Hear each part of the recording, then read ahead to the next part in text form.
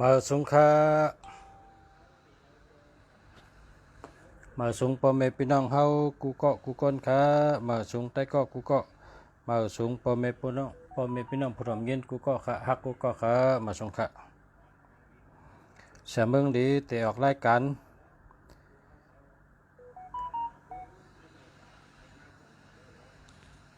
เมื่อในแต่ลัด2-3ลองค่ะแต่มี2-3ลองค่ะเนาะ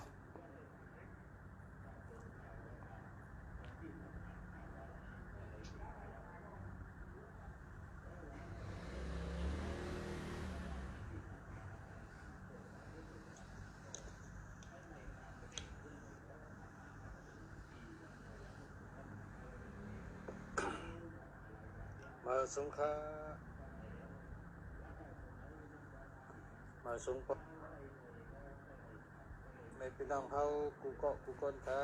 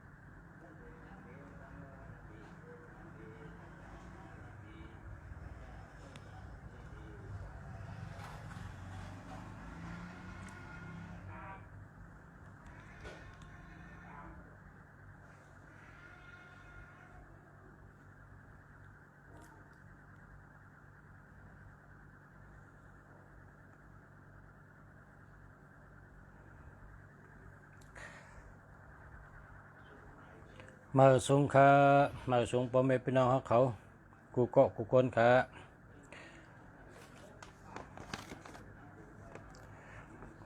เมื่อในวันที่36เหริญ2เหงปลาย21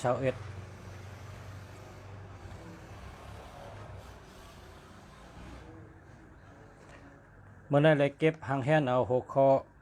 กับไก่ลุยป้ายอยู่ดีนะหัวคอที่1เนี่ยแต่อุบลองป้ายอยู่ดีโกนเฮาคาถูกดีหู้ป้ายอยู่ดีอันนี้ก็เปว่าปะหอมสติมันก็จังเป็นไรนะก้อยกาปะเฮาสติหลีมันก็อำเป็นสังนะก้อยกาสติห้ามสติป้อมมีคนลาดปันก็เต็มหูสติพอมีคนลาดปันก็เตสติไรนะข้าเก็บเอาเนื้อสบุนเขาหมอยาเขาเต็มไว้พอกินข้าวเย้ามีข้อห้าม10ข้อนะเพราะว่ากินข้าวเย้ามีข้อห้าม10ข้อพอกินข้าวอิ่มเย้าเนี่ยเข้ามาถ่อมด้วยข้อห้าม10ข้อข้อห้ามข้อที่1สบุนเขาหมอยาเขาป้ายอยู่ดีเขาว่าพอกินข้าวอิ่มเย้าอย่าไปอาบน้ำเพราะว่ากินข้าวอิ่มเย้าเสอาบน้ำเป็นอาจาอัมเกนะเป็นอาจาอัมเกพอนอนเอาแต่เป็นอาหาร ขึ้นออกมาตั้งคูหลังนะก็เพราะฉะนั้นแหละพอเผากินตั้งกินเหย้านะอย่าไปอาบน้ำนะอย่าไปอาบน้ำกำเดียวข้อที่สองพอกินข้าวเหย้าอย่าไปกินหมักไม่หมักตอกจอมกำเดียวก็เพราะว่าข้าวอาหารล่าตั้งกินแลตั้งหมักไม่เนี่ยมันย่อยจอมกันไร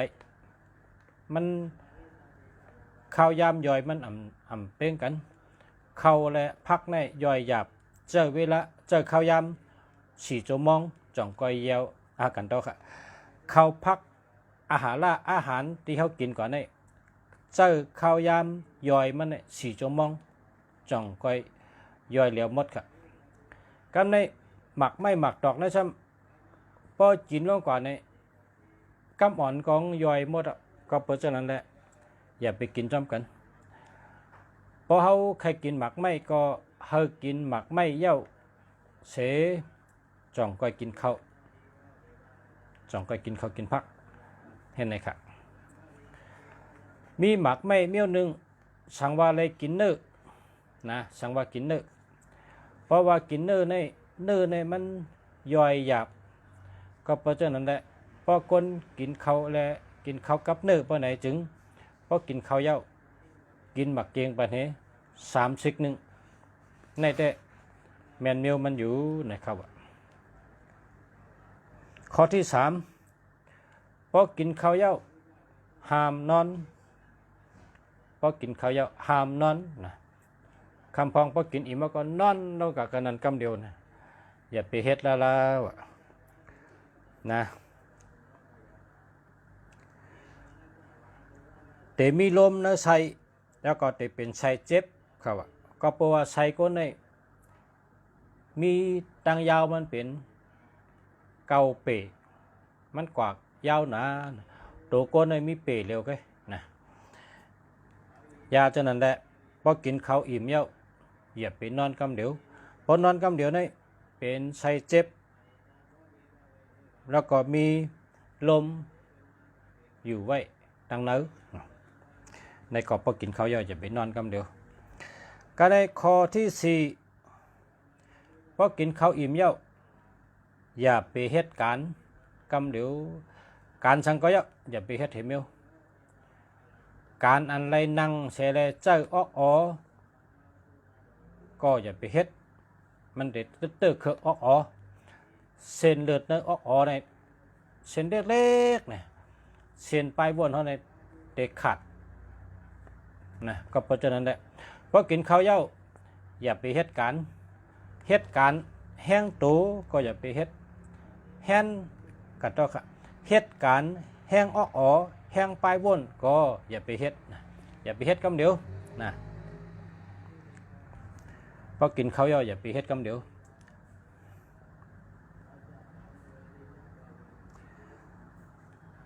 ข้อที่5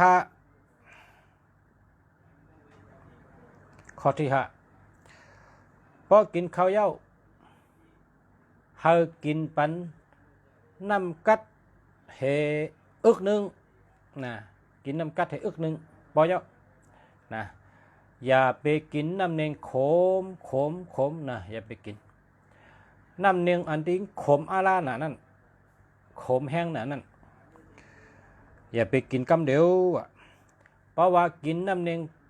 ขมป้นตีน่ะขมน่ะอาลาไหนมันจะกะเฮ็ดให้เข้าพักอาหารล่าตั้งกินอันเฮากินก่อนนั้นวิตามินมันได้เจ้าตื้อเลยเสียเมียวยาวค่ะวิตามินมันได้หลุดเอากะเลี้ยงตัวเลี้ยงเข่งไรกินข้าวตานั่นได้มันเป็นแห้งสังมันกินเอาตั้งต้องเกิงแกแห้งทัดวิตามิน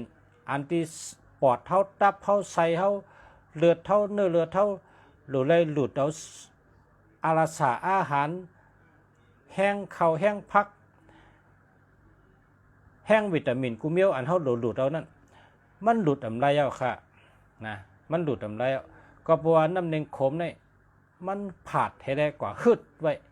เหี่ยวแหละ อันเตหลุดซื้อเมาวิตามินกูเมียวนั่นมันหลุดไรเสียเมียวยาวอาหารลาดตั้งกินตาหนึ่งตานั่นมันไรพ่อนดีชังยาวก็ปว่าน้ำเนงขมก๊อกหนึ่งลงกะคืดแปด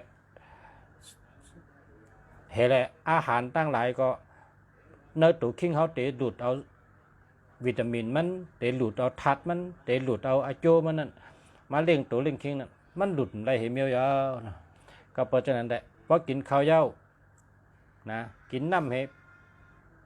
อย่าไปกินน้ำก็กินอีกนึงนะล่างคอกันนั้นมันจะว่าพอกินข้าวเย้ากินแทงน้ำก๊อกลงเนี่ยเปิ่นเพชรนะเปิ่นเพชรแล้วละพอกินข้าวเย้าในกินน้ำอีกนึงนะกินให้อีกไงให้ล่างคอลงกับ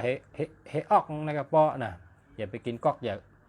นะน้ำหนึ่งขมก็อย่าไปกินกำเดียวลือไว้ก่อนลือไว้กำเนึงนะลือไว้ให้แป๊บหนึ่งก่อนนะเรื่องนั้นไล่กินให้เป็นแห้งข้อที่6นะข้อที่6ในอย่าไปกินน้ำป้นตีน่ะอาลานะอย่าไปกินน้ำป้นตีน่ะอาลากินให้มันพออยู่ไล่แลนไล่กว่าไล่ไปรถก่าวฮอดไปถึงกินป้อหลีอย่าไปกินน้ำหนาอาลาก้นมังก้อนในชาวบุญเขาว่าก้นมังก้อนในกินน้ำหนาอาลาพอไว้กินข้าวเอวในไล่กีสายเอวเสียอยู่เนี่ยว่าไล่กีสายเอวเสียอยู่อันนั้นนะมันดีเฮ็ดแล้วล่ะนะมันดีเฮ็ดอย่าไปกินน้ำหนาอาลาเนาะอย่าไปกินน้ำป้นนะกินป้อหลีกระเพาะนะกินให้ป้อหลีเนี่ยกำไตว่าป้อหลีให้อยู่ลมนะอยู่ลมนะก็กินป้อหลีนั่นน่ะกำในข้อที่7นะข้อที่7พอกินข้าวเย้าอย่าไปหลุดเล่นยากำเหลวอย่าไปหลุดเล่นยากำเหลวพอกินข้าวเย้าเสร็จแล้วหลุดเล่นยากำเหลวในกล้องเล่นยานั้นข้างไว้ในตัวก้นในนำแน่นอาลาเปลี่ยนยอกาไรนำเลยเปิ้นนะก็ว่าพอกินข้าวเย้าในเฮาลือต้องลือเนียงโจหนึ่งนะลือโจหนึ่งเย้าจ่องก้อยสู่ชิลินะเย้าก็พอกินข้าวอิ่มเย้าดีกินน้ำผึ้งนี่ก็ปอต้องไม่เข้าให้แล้วกินได้แล้วกินให้โหมีมือนะเป็นอียาดีปอต้องไม่เข้าให้แล้วกินได้กินให้โหมีมือเนี่ยเข้มนะอย่าไปกินน้ำกินโหมีมืออยู่ทางโจมองก็กินข้าวนะเข้มนะก้อยกาพอกินข้าวอิ่มเสียแล้วกินน้ำเจียมน้ำบานลงจอมเนี่ยอาโลมันกว่าเฮ็ดเถอะอาหารลาตั้งกินเท่าเนื้อต้องเนี่ยเป็นอันหวานไปเทมดเฮียวก็โกนเขาจะเป็นชิโชเป็นเลือดหวานเป็นโตเป็นเลือดเหลือเป็นโหเมานะเป็นมานำหนานะย้อนว่ากินพิษนะย้อนกินพิษนั่นเพราะกินข้าวเย้าอย่าไปสู่ชีวิตกำเดียวแล้วก็อย่าไปกินเหมือนจังน้ำผึ้งเหมือนจังหวานเจียมเจ้าเนี่ยเพราะใครกินหลูกกินมือต้องไม่เข้ามือเขาต้องไม่นั่นกินทางก็ไปหังก็เพราะว่าเขาต้องไม่เฉยแล้วเพราะเขากินข้าวอิ่มเอาในเขากินข้าวนั่นมันมีกูเมียววิตามินมันเตรียมทนนะพอกินข้าวยอก็ปอยให้กินน้ำกัดเหกครึ่งก๊อกออกก็นั่นก็อะไรนะว่าให้เมียนไปอยู่ดี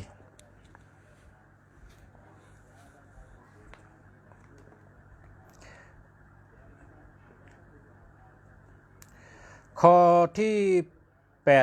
8นะข้อที่8พอกินข้าวอิ่มเย้าอย่าไป ออกแห้งออกเหือละนะอย่าไปออกกำเดียวนะเพราะกินข้าวเย้าเหมือนจังว่าเฮ็ดเมียวนั่นกะเฮ็ดเป็นเฮ็ดเฮ็ดให้ตัวคิงเขาจะบ่ได้หือออกมาหือจึ้มมาหือตัวคิงเขาได้ลืมได้เช่าจังนั้นการงานฉันก็อย่าไปเฮ็ดกำเดียวนะเพราะกินข้าวเย้าอย่าไปเฮ็ดกำเดียวลือให้กำนึงก่อนปันอาหารนะต้องไรเข้าตีเข้าตั้งมันให้ไรแหลวไรยายเสียวจังก็เฮ็ดการนะออกแห้งนะออกคือออกแห้งอย่าไปออกกำเดียวข้อที่เก้านะข้อที่เก้าป้อกินข้าวอิ่มเย้านะว่ากินข้าวอิ่มเย้าอย่าไปฮอกาอย่าไปขี่รถกำเดียวนะป้อกินอิ่มเย้าขี่ฮอกากำเดียวว่าขี่รถกำเดียวว่าไหนมันดีนะก็เส้นต่างในมันช่องเป็นลุกเป็นตอเป็นลุมเป็นลุกเป็นหอยเป็นกุ้งมันขึ้นลงมันช่องเห็นไหมมันอาหารละก้นในมันได้กว่าคับตามกันอันเนื้อใส่เขานั่นนะมันตีเฮ็ดให้กะเหมือนจังหนังเขาเอาสังเย็ดใส่ถุงแล้วก็ลักเหงาจำตั้งตึกมันติดจำในเพราะเขาขากินตั้งกินอิ่มเห็นนี่ก็อย่าไปขับรถกำเดียวอย่าไปขี่รถกำเดียวนี่ก็สติไว้นะข้อที่เก้าเนี่ยนะอย่าไปขี่รถอย่าไปขี่กากำเดียวข้อที่10ในรัฐว่าอาหารลาตั้งกินเข้าพักอาหารลาตั้งกินเข้าพักอาหารอันเขากินร่วมกันแล้วต้องก้นเขาในเจ้าข้าวยามมัน4 โจมองจ่องก้อยแล้วจ่องก้อยยายมดนะครับนะจ่องก้อยแล้วมดจ่องก้อยยายมดในข้าวตั้ง4 โจมองนะก็เพราะฉะนั้นแหละเขาฮู้ว่าเพราะเขากินข้าวตาหนึ่งในป้อมไปถึง4 โจมองเนี่ยอันเขากินมาไกลนั้นมันยังไปแล้วหมดมันอาจารย์เกียรมายังไปเตรียมหมดยังไปย่อมหมดยังตึกคือตุโนดในต้องเขาเนี่ยเขาตึกเหตุการณ์เขาเนี่ยไปเฮ็ดย่อมหมดก็เพราะฉะนั้นเขากินข้าวเนี่ยเขาเว้นป้น4 ชั่วโมงต้องไปกินทางแทงก็กินทั้งป้อมไปถึง4 ชั่วโมงในอันเขากินก่อนนั้นมันไปแล้วยับนะก็กะพอป้นเหตันยาบอกให้15 นาทีเช้านาทีครึ่ง ชั่วโมง30 นาทีก็อันเจิญมักเล่นยาก็ฉูเล่นยาเจิญมักน้ำเนงก็กินน้ำเนงนะเจิญแห้งก็เฮ็ดอะไรพอหมอกก็30 นาทีหรือคือ15 นาที30 นาทีนะหรือคือปัญญาจ่องก้อย10 เพชรทางก็เทศนะอันในปุนตะข้อห้ามในหมอเปิ้นไผ่อยู่ดีเปิ้นว่ากินข้าวเย้านะมีข้อห้าม9 เมียว10 เมียวนะวะนะมีข้อห้าม9 เมียว10 เมียวนะเมียวที่1อย่าอาบน้ำกำเดียวเมียวที่2อย่ากินหมากไม้กำเดียวเมียวที่3อย่านอนกำเดียวเมียวที่4อย่าเฮ็ดการกำเดียวอย่าเจอออกกำเดียวอย่าเจอแห้งกำเดียวนะเมียวที่5ห้ามกินน้ำเนียงอันขมป้นตีนะ6อย่ากินน้ำป้น7อย่าสูดยากำเดียวอย่าไปสูดยากำเดียวนะข้อที่8อย่าออกแห้งกำเดียวข้อที่9อย่าขับรถอย่าฮอรถฮอกากำเดียวข้อที่10นะน้ำผึ้งอย่าไปกินกำเดียวเพราะว่ากินข้าวอย่าไปกินน้ำผึ้งจอมยาวก็อาหารละอันเขากินร่วมกันแล้วต้องก้นเขาในข้าวยำย่อยมันใน4 ชั่วโมงจังก็ย่อยไหลในค่ะเนาะในปุ่นดับไปอยู่ดีตัวพอตัวมันค่ะเนาะ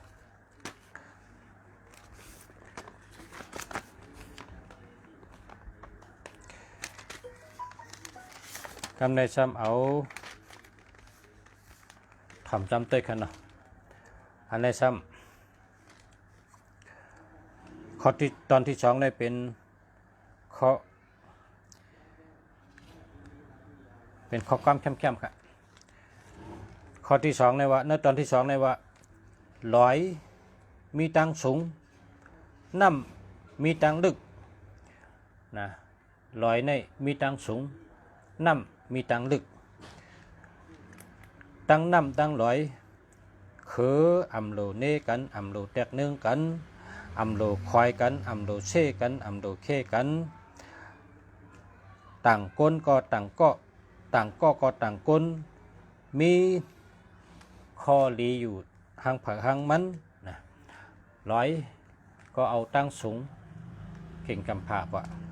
น้ำก็เอาตั้งลึกเข่งกำพากว่าลีเผาลีมันอยู่หางเผาหางมันเสียละอยากชิเกะเสชอมกันอย่าแตกกันนะอย่าแตกนึ่งกันน้ำเอ้ยลอยเอ้ยนะครับลอยก็คือสูงขึ้นตั้งสูงติ๊กๆน้ำก็ลึกลงติ๊กๆนะตั้งเผาตั้งมันกำในซ้ำลมในมีตังหลอดแล้วหรือเปิ้นใครกว่าตั้งเลยก็กว่ากำเจอมันนะลมในหมอกกุ้มหมอกกุ้มหมอกผ้าก็มีตังอ่อนอ่อนและเมาเข้าปิวกว่าตั้งเลยก็ปิวแล้วเอาเจอของคือว่าก้อยกะลมดังหมอกกุ้มเอ้ยเคยอย่าไปพิษกันละเคยอย่าไปเน่กันเคยอย่าไปเช่กันหมอกกุ้มก็ห่างดีอยู่ตั้งหมอกกุ้มลมก็อยู่หลอดแล้วห่างลมเป็นสภาวะของเผอของมันกึกกำพาอยู่คืออำโลแตกนึ่งกันแลคืออำโลซิเกเฮกันอำโลซิเกกันเยาก็กวนกูก็มีน้ำกัดเผอน้ำกัดมันมีเหมือนกัน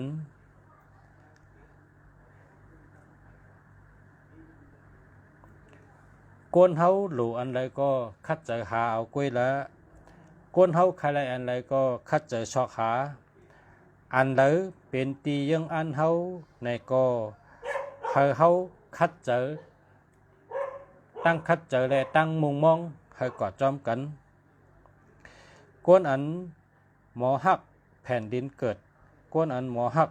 เจ้าจัดเจ้าเก่าในเกิดมาอ่ำซุ่มจัดก็เปือว่ามีเจอฮักวันเกิดเมืองนอนก็เปือฮักแผ่นดินเกิดก็เปือฮักเจ้าจัดเจ้าเก่าแลเป็นก้นเกิดมาก็อ่ำซุ่มจัดค่ะก้นอันมีเจอฮักจัดในเกิดมาอ่ำซุ่มจัดค่ะ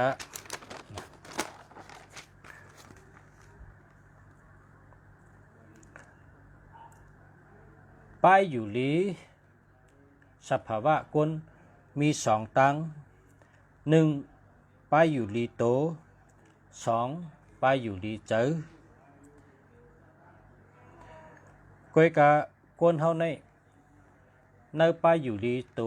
และป้ายอยู่ลีเจอนั่นตั้งนั่นเอามาใส่มีอยู่สี่อันข้อที่หนึ่งก็เปิดอ่ำมงหันปานาเตเป็นสังมาเลกวางเจอเสียเลยเปิงหนึ่งข้อที่สองอ่ำหมอไว้เจออ่ำหมอไว้วางเจอเลยเปิงหนึ่งข้อที่สามอ่ำหูหมอยอมมานะเลยเปิงหนึ่งข้อที่สี่กอบอ่ำหมอปล่อยวางเลยเปิงหนึ่งมีสี่ป้ายอยู่ลีมีสองป้ายอยู่ลีโตและป้ายอยู่ลีเจอก้นอันเป็นก้นหมักก้นหมักมีข้าวเจ้ามีตั้งเฮ็ด7 เมลตั้งเฮ็ดช่างตั้งยามก้นมี7 เมลจำหนึ่งเขาเฮ็ดเธอตัวเขาเฮ็ดให้ตัวเขาเฮ็ดให้ตัวเขาแก่นแข็งมีแห้งนะสัตว์เทเขาเนี่ยเขาเฮ็ดให้ตัวเขาแก่นแข็งมีแห้ง เขาหักตัวเขายาอันเลอลีเขาก็ซื้อกินเมียวเหลือมีแห้งเขาก็ซื้อกินก็เปิดเขาเฮ็ดให้ตัวเขาแก่นแข็งมีแห้งนะครับว่าข้อที่หนึ่งข้อที่สองเขาเฮ็ดให้ตัวเขาในไล่ตั้งหู้นำตอนตาเสข้อที่สองเนี่ยข้อที่สามเขาเฮ็ดให้ตัวเขาในมีตังยังอันมันกึมไว้ในตัวในใจเขาตาเสเขามีตังยังอันมันกึมแบบชัดเทเขาเนี่ยข้อที่สี่เขาซ้ำมีทำตาลาและมีเศษจะนะมีทำตาลามีเศษจะในนาการชัดเทต่อชัดเทเขาในเขากับสืบและลงแรงกันตึงปังกันลัดนี้กันลองการงานเขาตาเสแล้วก็เขาโฮมกันเขามีเศษจะในนาการเขาหนังกันนะจันเดียวกันนั่นกันอันเป็นคนไต้ว่ามอต้องหรือมอต้องมอดินต่อมอดินมอต้องหรือมอต้องนั่นนะสัตเทต่อสัตเทในเขามีสัญญาเสียจัดต่อกันและมีธรรมต่อกันในจุ่มเขาหนังกันนั่นกันนะในสัตเทเขาหนังกันมีธรรมตราลีข้อที่ห้าเขามีตังเยิงอันมันกึมนะเพราะเขาวางแผนไว้ตีเฮ็ดสังเพราะเขาปกป้องไว้ตีเฮ็ดสังในเขากว่าจ้อมอันเขาแผนไว้วางไว้อันเขาปกป้องไว้อันเขาเยิงไว้อันเขาวางแผนไว้นั้นเขาเฮ็ดกว่าติ๊กเขาเปิดเขาแผนไว้ในจุ่มเขาสัตเทต่อสัตเทหนังกันนั่นนะข้อที่หกเขามีตั้งหยุ่มย้ำตัวเก่าเต้ๆนะเขามีตั้งหยุ่มย้ำตัวเก่าเต้ๆสัตเทนะสัตเทเนี่ยคำเอาความเขากระอุบตีหลายเขาคำอุบป้อมเจอเนื้อสายเขาอันเป็นเขาเป็นสัตเทกันเขาตื้นอุบลองสังเพราะกะญาก้นผ่านเลยเขาก็อุบกับสืบเหมือนจึงแทงจันหนึ่งเพราะขอญาก้นเตะก้นว่าทรงเลยเขาก็น้อมตัวให้แล้วกับสืบแทงจันหนึ่งเขาตีเสียกเป็นจันให้อยู่ชัดเทในเขาอยู่เพราะชัดเทต่อชัดเทในเขาได้อุบกันเมี่ยวนึงเพราะก้นสูงก้นเตะก้นว่าก้นปันเนือก้นมีหยาดทุมาเขาซ้ำกับสืบเมี่ยวนึงก้นปะเตยเขาซ้ำดัดต่อเมี่ยวนึงนะเขามีจันเขาก้นจันกลางเมี่ยวนึงก้นจันสูงเมี่ยวนึงก้นจันแต้มเมี่ยวนึงนะเขาได้กับสืบจึงนั้นนะว่าเขามีตั้งหยุ่มยำตัวเก่านะตัวเจ้าเก่าเนี่ยเขามีตั้งหยุ่มยำเต็มทนสัตเทนี่นะเขากับสืบก้นในไว้สามจันปันเนือเขานะเหมือนเจ้าหนังขุนห้าเหมือนเจ้าโลงห้าฉะนั้นเขากับสืบทั้งเมี่ยวนึงแล้วก็ก้นปะเตยก้นหวานก้นนาก้นโยเขาชอบกับสืบเมี่ยวนึงยาวก้นจันกลางอันเพนเขาจันเดียวกันต้านเดียวกันจำชัดเทต่อชัดเทเขาจำอุบกันกับสืบกันเมี่ยวนึงนะเขาแจกเป็นชามจันให้อยู่นะในตั้งยามชัดเทเขานั่นข้อที่เจ็ดนะสัตเทในมีตังแลดเซลและมีตังหัตฐานนะเขาในก้นสัตเทต่อสัตเทก้นเมียวเขาจันเดียวกันเนี่ยเขามีตังหัตฐานและเขามีตังแลดเซลนะเขาอำรัดในลองสังก็ยะป้อมใจสัตเทต่อสัตเทเขาตื่นอุบอันเขาอุบไม่เขาแจกไว้เป็นลองให้นั้นนะเขามีตั้งแรดเซลและตั้งหัตฐานตั้งแรดเซลในเขาแรดตะเขานั่นนะเขาแรดตะมักมีเขานั่นในเขาเก็บออกมาเจ้าไต่ใครนี้พอมีพี่น้องเขา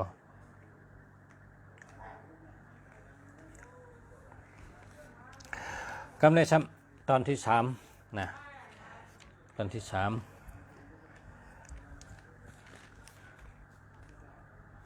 เมื่อก่อนป้นมาเป็น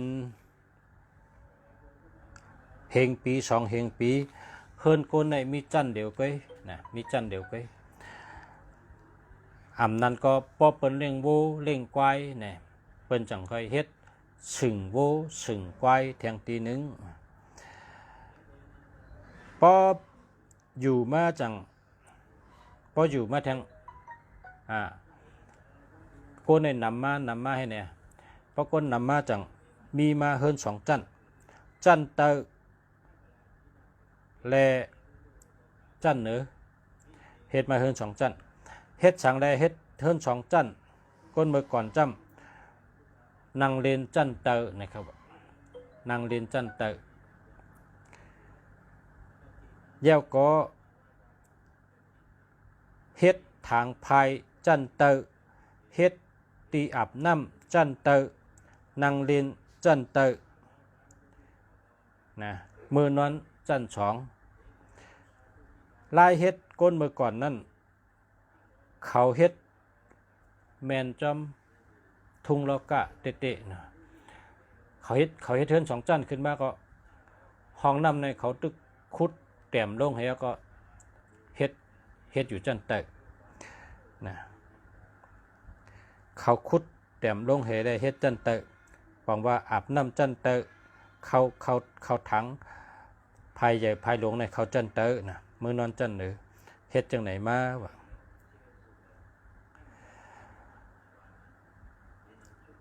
เฮิรนอันว่านั่น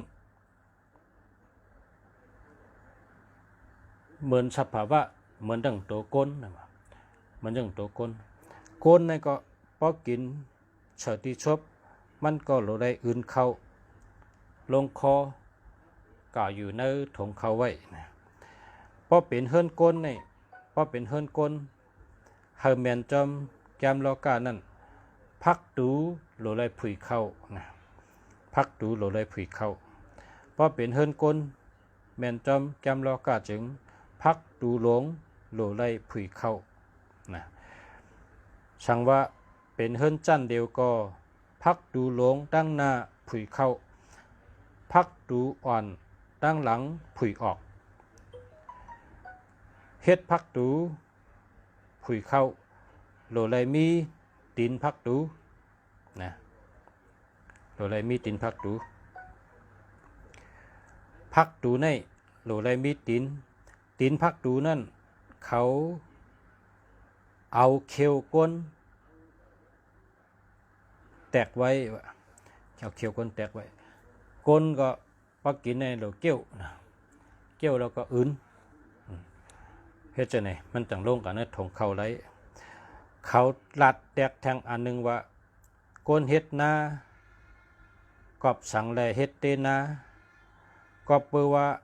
เตนาอันก้นเฮ็ดนั่นเขาเตเก็บน้ำไว้ในลอกนาเขาไลจ่องก้อยเฮ็ดเตนาเต็งเตนาเป็นล็อกจังหนังนั้นว่าเฮิรนก้นก็เหมือนกันเฮิรนก้นก็เป็น3จันที่1อยู่ที่พักดูเขามามีตีนพักดูสูงไว้เสียไรคามเขาปื้นเฮิรนเป็นกันดีพอมาถึง2ไพ่ซ้ำแต้มลงแทงจัน1ซ้ำปื้น2ไพ่ก็เป็นกันดีกุฏิเพราะกว่าแทง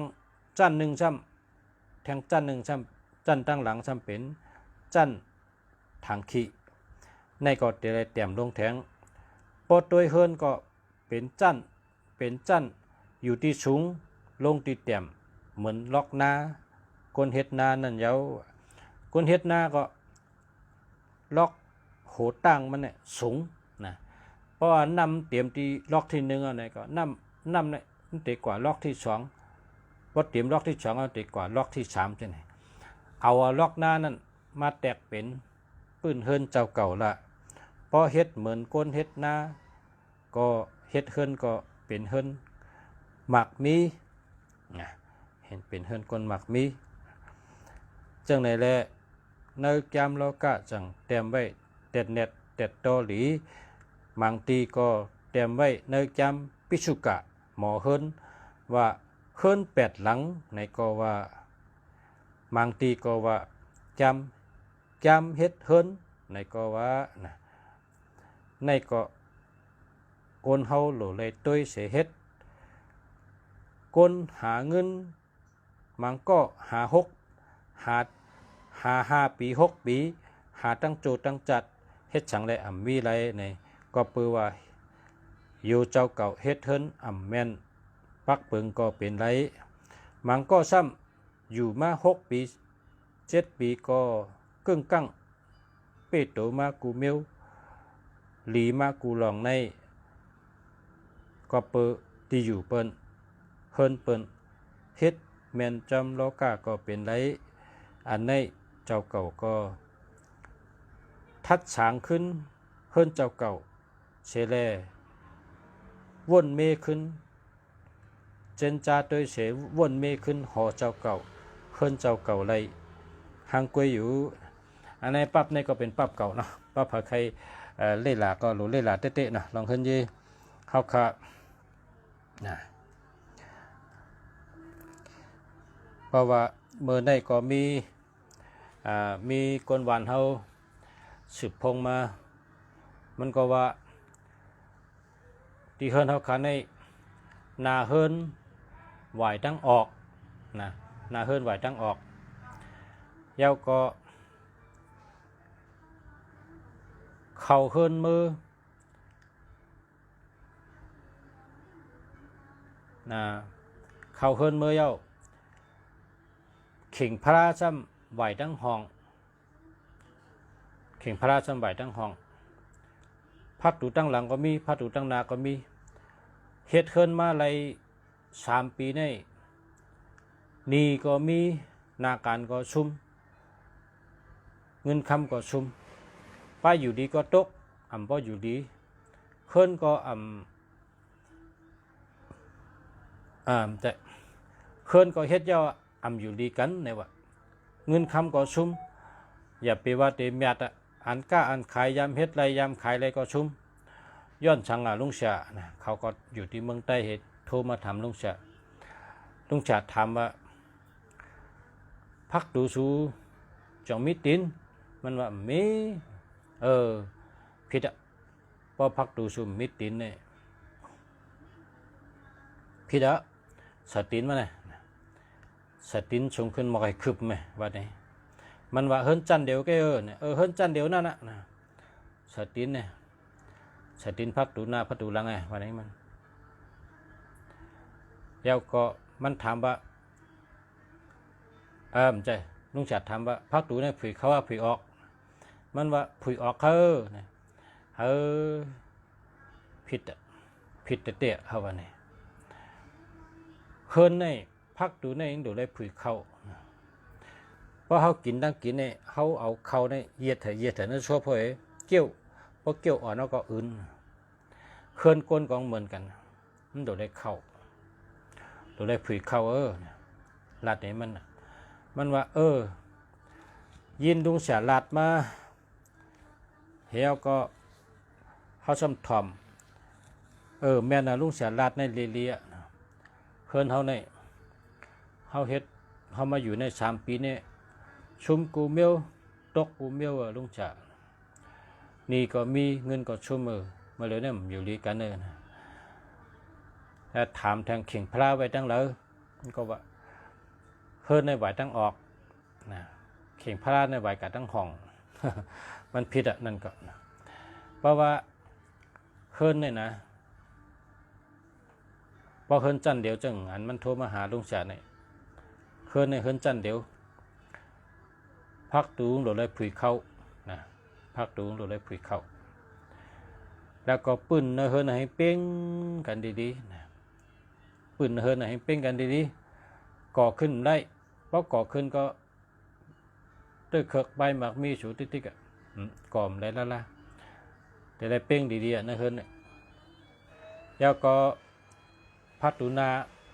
ก็มีขอบตินพัดตูหลังก็มีขอบตินแล้วก็พอแก่เนี้ย2 ไพ่ก็จะได้พอกลงเต็มเลยปืนเฮิรนเฮ็ด2 ไพ่เต็มเลยปืนเฮิรนก็ได้ทำกว่าทางจันพอกะฮอดทางขี้แต่เฮ็ดทางขี้นี่ก็หลุดพอกลงเป็นห่านไว้หลุดเต็มเลยปืนเฮิรนแทงมันเป็น3 จันไว้ค่ะจันที่1เฮิรนจันที่2 ไพ่เต็มลงจันที่3ทางขี้เต็มลงนี่นะเพราะฉะนั้นเนี่ยเมืองเฮาค่ะ เมืองเฮาค่ะคนเมืองเฮาค่ะบ่เฮ็ดจังได๋เนี่ยขึ้นเป็นคนมีขึ้นไหลนะขึ้นมักขึ้นมีเป็นสัตเทเมืองไทยในเมืองหลวงเนี่ยเปิ้นต้วยน่ะนะเปิ้นต้วยน่ะเปิ้นต้วยเตต้วยว่านะ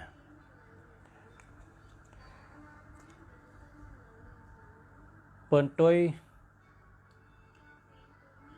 ต่อถึง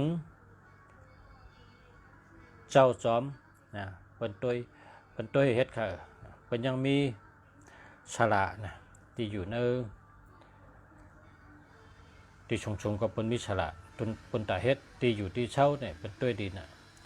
เจ้าก็ร้านค้าร้านขายเปิ้นก็ต้วยเพิ่นเยอยู่เช่าเปิ้นก็ต้วย1เป็นสัตเท1แคนต้วย1เป็นคนมี1แคนต้วย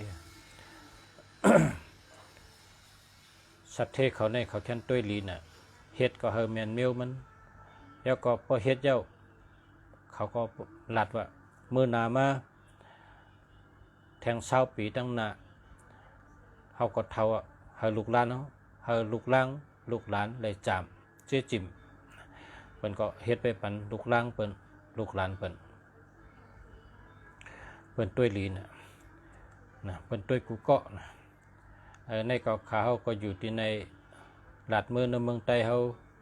พี่น้องเมืองใต้เฮาก็พอก็ละยินในก็เอากะลาดในกันเอากะอุบในกัน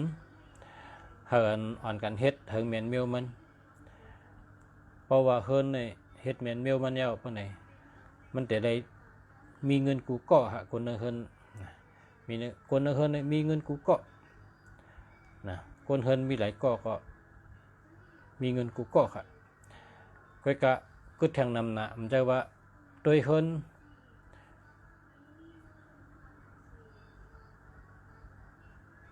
เลี้ยวในก็ตีนอนก็หลุดแม่นตีนอนก็หลุดแม่นพอนอนเฮานอนผักกลางยุงนะพอนอนในผักกลางยุงกูก็กูคนน่ะต้องไว้กูก็อย่าไปเลือกามอย่าไปตื้อมันกิดกอดนะมันไม่นะอย่าไปลาตัวไรหักตัวหักเจอเฮาได้อยู่ดีกินหวานเฮามีอาศักยืนยาวอย่าเฮามียอกะมันจอยไรกูเมียวค่ะผักกลางยุงเนี่ยนะจอยไรกูเมียวเพราะฉะนั้นพอนอนเฮานอนในผักกลางยุงในลำดองในตีนอนอย่าไปไหว้ไพ่นะอย่าไปไหว้ไพ่กลับเมื่อเดียวในเปิ้นเจ้าไพ่พระนะเปิ้นเจ้าไพ่พระในชื่อตีนอนเท่านั้นนะอย่าไปมีละเพราะว่าเขาไขไหว้ไพ่แรงเนี่ยก็ไหว้ตั้งคางนะไหว้ตั้งคางตีนอนไหว้ไก่ตั้งโหตีนอนอย่าไปไหว้ตั้งตีนตีนอนอย่าไปไหว้ชื่อตีนอนอย่าไปไหว้ไพ่ทีวีก็อย่าไปไหว้แอร์ก็อย่าไปไหว้ชื่อตั้งโหตั้งตีนละชื่อตัวเขาก็อย่าไปไหว้เขาก็ไหว้ตั้งคางๆปุ่นนะไหว้คางๆในเขาชื่อหมอกตีนเขาหมอกเกาเขาฉะนั้นแอร์ในก็พอไว้ตั้งโหก็มลีไว้ตั้งตีนก็มลีนะเพราะมันชื่อคู่คุลังก็มลีนะมันเป็นยอกการนั่นก็เพราะว่าเป็นเจ้ามาที่เมืองหลวงเนี่ยเป็นว่าเจ้าจำเป็นยอกาเนี่ยเป็นทำตัวว่าย้อนสังเล่เป็นยอกาเป็นเลยเป็นตัวทบมาให้เป็นขึ้นเต็มไปนึงเป็นปรับเป็นเปียบผืนจ้ำนะนอนพอนอนก็อย่าไปเอาตีนออกตั้งพักตูนะไผก็อย่าไปเอาตีนออกเพราะเอาตีนออกในเจียวตายนะอาชักปัดเพราะเอาก็โหออกซ้ำคนเฮินถกกันแมนกันหักกัน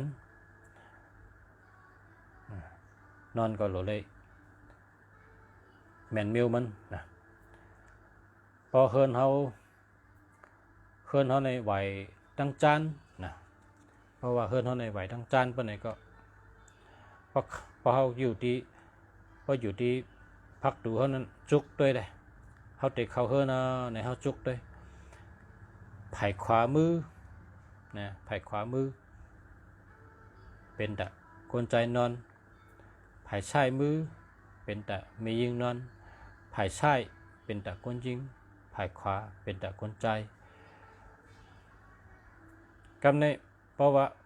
เฮิรนได้ไปมีลูกไปมีร่างค่ะ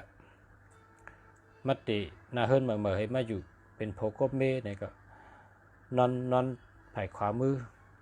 เหมือนกันนอนเหมือนหนึ่งคนใจนอนทั้งโพทั้งเมนะเพราะว่ามีลูกมีร่างมาเนี่ยอาศักลูกอ่อนอะไรชิบขบว่าเขาแต่ได้เจนจาตีนอนปันว่าเป็นก้นใจในก็นอนเหมือนเฮานะไปกะเฮ็ดแห่งห้องออกกันตั้งหน้านะห้องตั้งหลังชุดเนี่ยพอเมนอนอันต่อกับแห่งห้องเนี่ยเป็นตาลูกใจนอนพอเกิดมาเป็นก้นยิงพอเป็นก้นยิงช้ำโหลดนอนเอาโหกับตั้งไส้มือเอาโหกับตั้งไส้นอนผายไส้เอาโหกับตั้งไส้นะพอเขาใครหัวตั้งแซตั้งขวาในหือตุ้ยนะตั้งซ้ายตั้งขวาก็ว่าเขาอยู่ตีนอกเฮิรนเขาได้เข้าเฮิรนเขาพอเขามาจุกตีพักตูเขาสติตัวเขาว่าไผ่เลยเป็นไผ่ซ้ายไผ่เลยเป็นไผ่ขวาสติด้วยในก็นำลองไอ้ใหญ่นอนก็เลยเมียนเมียวมันก็ในพอเป็นเฮิรนสองจันสิกคันไหลโดยได้เป็นอันกิกนะโดยได้เป็นอันกิกนะเพราะเป็นกบในเป็นโคไลผีเนี่ยกบในโคไลผี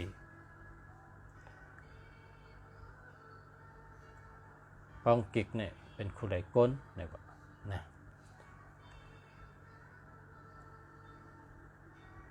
เขาหลุดด้วยลีลีแล้วก็อยู่ให้เมียนเมียวมันเปิ้นในเปิ้นเป็นก้นเปิ้นขึ้นใหญ่มาชงเขาก็เป็นก้นอะไรขึ้นใหญ่มาชงมันของเปิ้นเขาหลุดมออยู่มอเช้านะหลุดมออยู่มอเช้าหลุดมออยู่มอกินมอขวามอไปมอเฮ็ดมอสร้างมอครึ่งมอปอง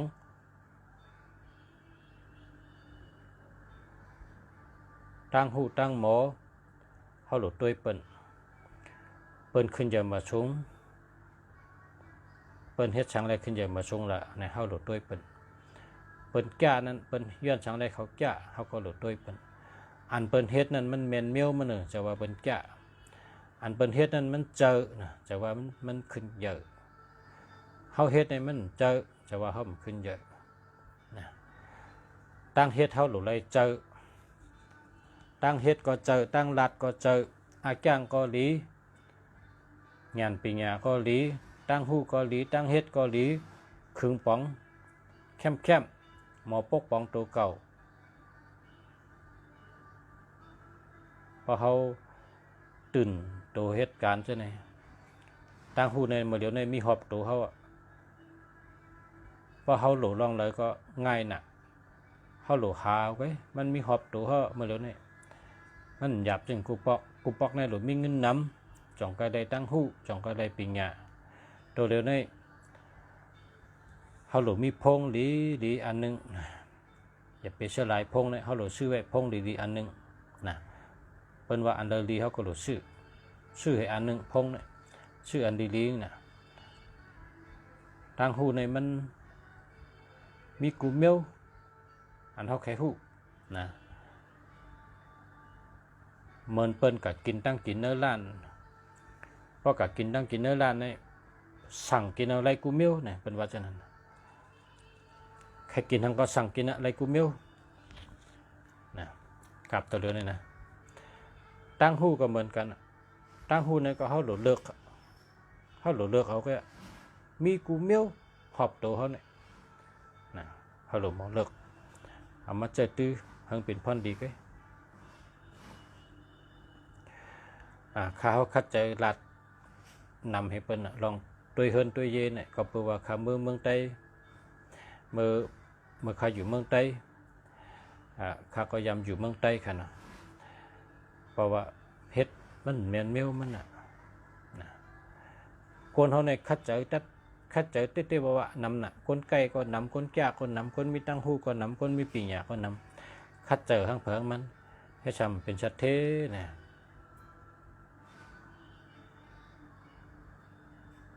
ปิญญาตั้งหู้น้ำกัดตั้งแขนปุ่นตาปกป้องกูไปเนี่ยพอเขาเฮ็ดแม่นเมียวมันเนี่ยกูมีน้ำกัดนะจอยกันขึ้นอย่าเฮืองเลยในเฮือนเขาเนี่ยเขาจะแบ่งเป็น4ล็อกนะในเฮือนเนี่ยไว้เป็น4ล็อกพอลุกเข้ามาที่พักตูนั่นภายขวามือล็อกที่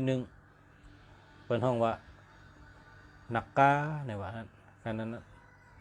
นักกาเนี่ยเป็นตีกลใจหับแขกล็อกที่1พอมาทางล็อกตั้งหลังเป็นล็อกที่นอนพอเขาแม่เขาอันนี้เป็นที่มีอำนาจเลยเป็นบารมีอำนาจเต็มทนการในว่าภายซ้ายมือล็อกที่1เป็นอัน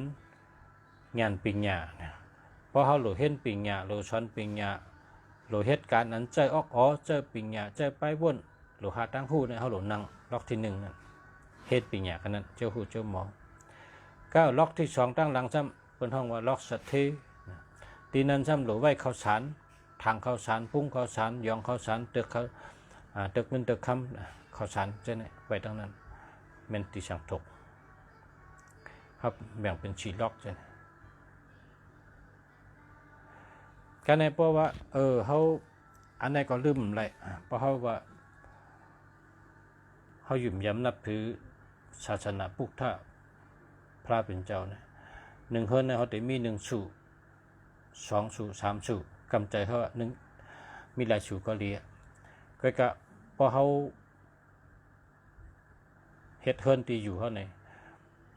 พักตูหลวงเขามีตั้งเหลอในก็เขาแต่เลยไว้ซื้อพักตูหลวงนะคำเดียวเพราะว่าเขาพักตูมาในแห่งหันเขียงพระเขาคำเดียวนั่นในแต่เจนจ้าในการนาเนี่ยนะเป็นเมืองขึ้นเยอะมาสูงเป็นเมืองมากวีเนี่ยเป็นเฮ็ดจังไหนนะ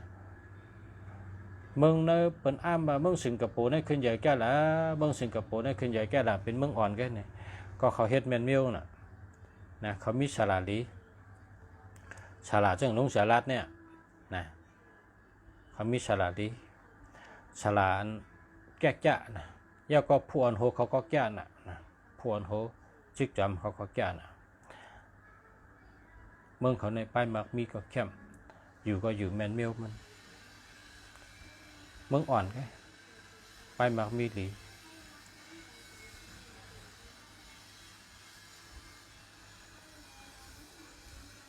พอในเมืองใต้เขาก็พอเขาพร้อมกันเฮ็ดดีๆนะอย่าไปเช่กันอย่าไปเน่กัน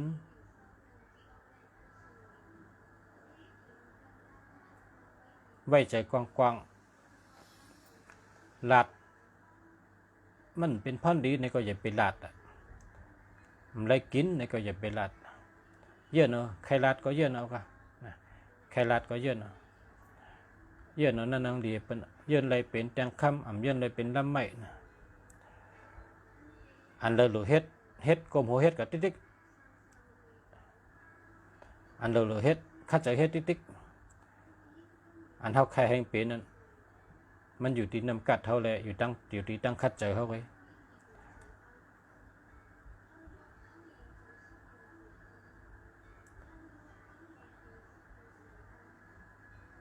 เมื่อคงเป่งเดี๋ยวมาเมืองไทยเนี่ยคงเป่งในอาจารย์คงเป่งในเป็นคนแก่เป็นคนมีตังหู้เป็นคนมีปิญญา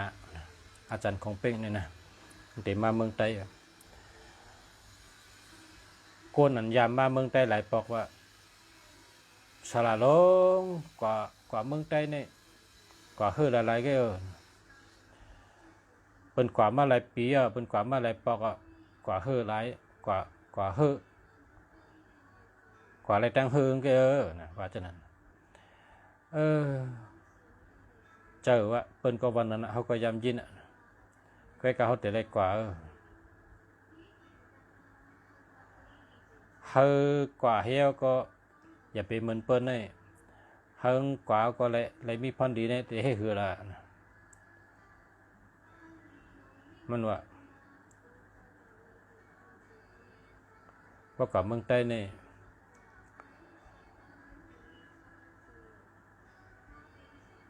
หมอเอาใจเขาที่หนึ่งเนี่ยเราเอาใจเขาเราเอาตั้งจำใจเขาพอมีตั้งจำใจขอความเนี่ยนะตั้งเฮ็ดก็เหมือนนั้นอะไรตั้งจำใจจังการงานเจ้าจังไปเป็นหนังเจ้าก็เคยเป็นไรเนี่ยข้อที่หนึ่งเนี่ยเราได้ใจ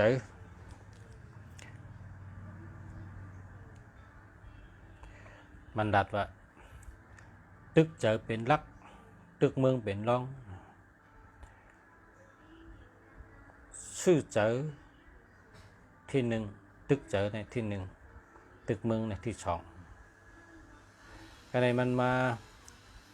ตึกเป็นเฮ็ดในมันยอบเลยเจ็ดปอกมันเอาตายปอกญาคนซึกก็มันก็เอาตายมันก็ว่าเมื่อเหยละเมื่อเฮินเหยละเมื่ออยู่ที่เฮินที่เย่ช่วยที่เฮินช่วยก็มีลูกมีเมย์ยับเลยก็มันก็เอาตายปล่อยขึ้นตั้งเจ็ดปอกเอาข้าวสารปันเอาโคนนุ่งปันเฮ็ดถึงเฮ็ดนั้นถึงมาชื่อเสียงอันนี้ตั้งดีเนี่ยเป็นว่าอายหมอกกว่าจอมลมจื้อก้นก็กว่าจอมก้นจื้อก้นกว่าจอมบันกองเฮ็ดจังไหนให้ไว้มาจากนาการมันอ่องเป็นเฮ็ดเขาก็ขึ้นตึกไว้มาขึ้นห่มป้องกันห่มกันเป็นอ้อยดีกันเป็นน้ำหนึ่งใจเร็วกันฉะนั้นจังว่าเขาว่าเมื่อเร็วในพอจู้เจอไขรัดเนี่ยมีนำนานไขรัดเนี่ยแต่ว่าเขาก็เส้นจ้าด้วยว่าอันเลยมีพรดีเขาก็รู้รัดตัวเดียวเนี่ยอันเลยเป็นดองดีกันหักกันพร้อมกันและพรดีแต่เขาเนี่ยเขาก็รู้รัดจังนั้น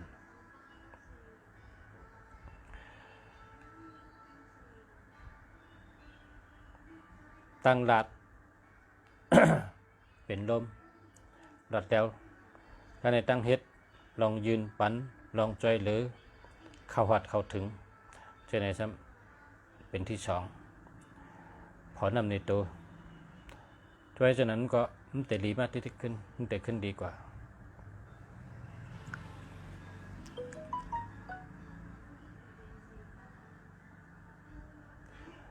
ยินจมค่ะ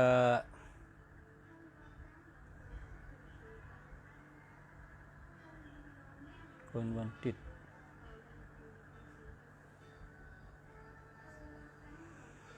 นะเฮ็ดจังหืมมีในก็หลุดด้วยเฮิรนค่ะเฮิรนเจ้าเก่านะพักตูงโดยไรผุยเข้านะที่ถามมาเนี่ยนะทำไหมนะเฮิรนในพักตูงโดยไรผุยเข้านะกันในปืนเฮิรนในโดยไรเป้งกันดีโดยปืนเฮิรนเนี่ยเพราะว่าที่เรามีเอามาอุดขับขึ้นอันนั้นก็เอาพิรัตเมก่อขึ้นมันเป้งปะเนี่ยมันมีไรเพราะมันเป้งเนี่ยปืนเฮิรนเนี่ยแต่ได้เป้งกันดีๆนะเป้งกันดีๆเพราะว่าใครเฮ็ดขึ้นสงอิดเนี่ยเพราะเป็นเอาไม้มาเฮ็ดแต่มันพิษนะเพราะเป็นไม้เนี่ยมันพิษเพราะเป็นไม้เป็นเล็กเนี่ยมันพิษค่ะก็กับเพราะเป็นลิ้นเป็นพิรัตเมมาอุดในพิษมีอะไรค่ะเนี่ยนะตัวหน้าเฮิรนเผอิญมันเฮิรนในอังการลักษณะมันเตมีเหมือนจังตัวก้นนะครับนี่ก้นในก็มีหูซบมีหัวเจอมีเต๋อสองอันแล้วก็มีหงเข่ามีหูซบมีหูก้นนะตัวก้นเลยนะการในเขากับตัวเฮิรนหลังหนึ่งเนี่ยก็เฮิรนหลังหนึ่งเนี่ยมีพัดตูหลงผุยเข้านะให้แมนเมียงโดยได้ผุยเข้าก็ชอบเพราะแนวกินเข้าด้วยนะพักตูหลงโดยได้ผุยเข้าแล้วก็ตีนพักตูหลงโดยได้มีมันเหมือนจังเขียวก้นเนี่ยนะโหลกเกี้ยวตีนพักตูหลงโดยได้มีพักตูโดยได้ผุยเข้าก็ในพักตูอ่อนตั้งหลังโดยได้ผุยออกนะนั่นก็โหลมีตีน นะหลวมีตีนพักตูเหมือนกันการในปะแตงก็หลวมีหูปะแตงในถ้าเหมือนจังหนังหูเหอนะเหมือนจังหูเหอกวนเขาเนี่ยกวนในมีหูเหอจอมตัวเนี่ยจังว่าเหอออกมาในเฮิรนกวนในก็หลวมีหูปะแตงหูปะแตงในหลวมีเพราะกังเนื้อเจ้าหลวผุยกูวันน่ะก็เปิดเฮ็ดให้ร่มเก่าอันในเฮิรนนั้นออกกะร่มเหม่อที่เขาแต้นตีกวนเขาแต่ได้อยู่ดีกินหวานนะพัตุปะแตงก็หลวผุยกูวันพักตูหลงเหมือนชบพักตูอ่อนเหมือนตั้งหลังเนี่ยเหมือนเขาว่ากลนนั่นน่ะการในหูปะแตงจะเหมือนหูเหอกลน่ะการในหัวใจก้นน่ะหัวใจก้นเนี่ยเป็นอะไรเนี่ยก้นในหัวใจในมีหนึ่งก้อนหนึ่งลูกเพราะฉะนั้นก็เฮิรนหนึ่งหลังในมีถังขี้นี่เป็นหัวใจก้นคำเดียวครับถังขี้นี่โดยเลยเฮ็ดแคมตัวไรเฮ็ดเต็มเลยเฮิรนนะโดยไรคุดลงให้เต็มเลยเฮิรนค่ะที่เขาขี้นั่นทางขี้เขานั่นก็เปล่าเหมือนอย่างเขากินข้าวลงกะกินตีคอลงตีคอน่ะหัวใจในมีกันไหนหัวใจมีกันไหนหัวใจก้นเขาเนี่ยเพราะว่าด้วยเฮิรนหลังนึงเนี่ยเขาติดด้วยหัวใจเนี่ยติดด้วยกันอะไรเนี่ยด้วยที่ทางขี้ค่ะทางขี้แต่ได้แคมนะแต่ได้แคมแต่ได้เต็มเดือปืนเฮิรนนั่นน่ะเป็นคนมีไรนะหนึ่งได้พักตูผุยเข้าพักตูหน้าผุยเข้าพักตูหลังผุยออกมีปะแตงปืนเฮิรนแต่ได้เปี้ยงกันทางขี้แต่ได้เต็มลงช่องไผ่แต่ได้เต็มลงนะอันนี้ให้แมนมิวนะแล้วก็พอเผยมีพลาพอเผยมีพลาเข่งพลาเนี่ยจะได้ไหวชื่อพักตูให้ในกำเดียวนะเพราะว่าเขามีพลาเนี่ยเพราะเขาพักตูมาเนี่ยหันพลาคำเดียวจะได้ชื่อพักตูลงคำเดียวนั่นในเมย์ห้างเพิงมันเพิ่มไปเป็นก็นะเพราะเป็นยางเขาพักตูลงมาเนี่ยหันนาพลาคำเดียวพลาเป็นเจ้าในไหวชื่อพักตูลงนั่นน่ะเป็นคนมีเป็นสัตว์เทไรนะป้อมไปแมนก็ค่ายเข่งพลานะอันนี้ก็ลำลอง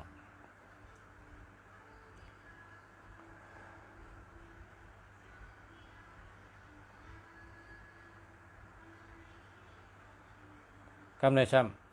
ำช่องไผ่ก็แคมเย้าทางขี้ก็แคมเย้าเนื้อเฮิรนก็แคมเย้าพักดูก็แมนเย้าเข่งพลาก็แมนเย้าเนี่ยซ้ำหลุมมือตัวตีนอนค่ะตีนอนก็หลุดเลยแคมตีนอนก็หลุดเลยตีนอนในไว้ตีนอนเมียเหลียวกันนะหลุดไว้โคเลี้ยงเพราะไว้โคเลี้ยงนำเนี่ยมันมีหลักนั่นตีนอนเนี่ยลุกตีนอนเนี่ยมันหลุดกว้าง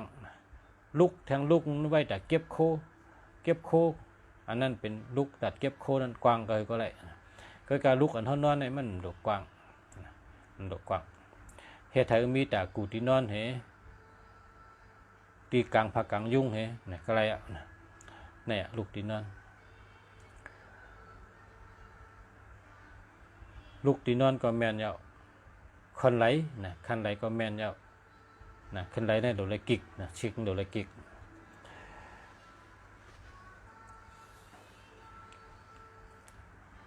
ก็ใน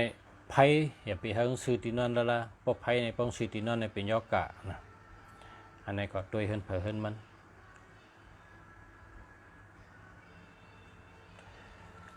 เฮิรนอันไว้เรียกแรงตั้งวันขึ้นอันดีนะเอาแปดนะพอเฮิรนเลยมีเฮิรนเลยเสือไว้นะเปิดห้องว่าเรียกเสือเนาะนะเรียกเสือกลางคืนก็เลี้ยงกลางวันก็เลี้ยงนั่นเลี้ยงแต่เฉยนั่นดีล่านั่นเอาแปดเหรอพารามีก็เอาแปดเหรออันเรียกมุงเฮิรนตีเป็นแผ่นเฉยๆนั่นนะกลางคืนก็เลี้ยงกลางวันก็เลี้ยงเนี่ยมันดีนะเอาแปดอันนี้ก็ตัวนะตัวเฮิรนเผยมันกะอันเริ่มปองใจก็กับสืบพงมหาลุงเสะนะลุงเสะก็จะลาดปันชูเจ้าก็ได้เสียงเงินได้เสียงต้อง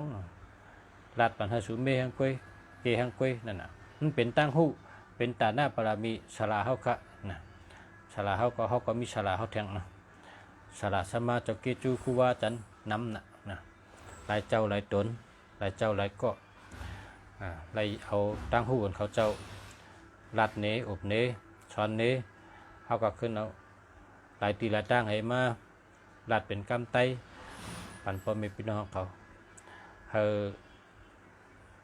ผู้ทำเนี่ยเขาเลยเป็นคนมีกูก็กูก้นเขาเลยอยู่ดีกินหวานกูก็กูก้นเขาเลยรัดเพศรัดยันเพศกลางยันกลางกูก็กูก้นเขาเลยหักกันเขาเลยพร้อมกันเขาเลยเป็นน้ำหนึ่งเจอเร็วกันหักกันน้ำพร้อมกันน้ำแล้วก็การงานก็ดีการเงินก็ดีการมากมีก็ดีไปอยู่ดีก็แคมตัวแก่นแข็งเจอแก่นแข็งนะกูก็กูก้นค่ะย้อนชูจังไหนกันเนาะมาส่งค่ะเมื่อในกันในก่อนพบกันทางวันนาค่ะเนาะค่ะมาส่งค่ะย้อนชูค่ะกูก็อยู่ดีมีเงินห่างเลยกึกปืนกูก็กูก้นค่ะมาส่งค่ะ